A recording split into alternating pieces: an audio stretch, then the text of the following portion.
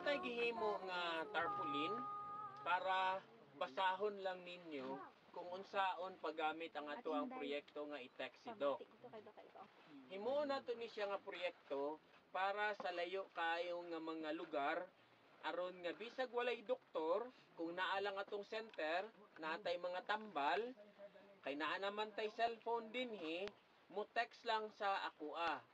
Makita ninyo sa ako ang reply sa inyo ha ang numbers. Kaning numbers naani dinhi sa jar. Pareho kantahay kung mureseta ko og paracetamol tungod kay nagreklamo ang pasyente og gilanat. Isulat na ako number 81. So si Rosalie ug ang mga barangay health workers pangitaon na dayon nila dito kung asa tong jar nga number 81. So tan-aw nila diha number 81 di ay paracetamol drops.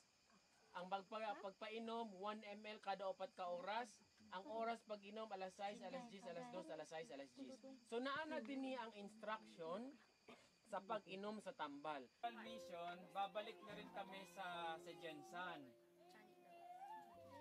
Ang balik namin dito sa sitio ninyo sa next month na naman. So kakailanganin natin ang ating programa na i-Texidoc. Kaya meron tayo nito, ito ang tinatawag nating e-health center na gamit ang cellphone. Kaya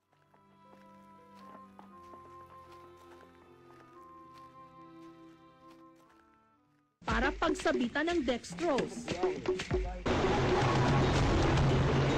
Makalipas ang 2 oras, mula rito, babiyahe pa sila ng mahigit 1 oras para makarating sa ospital ng General Santos City.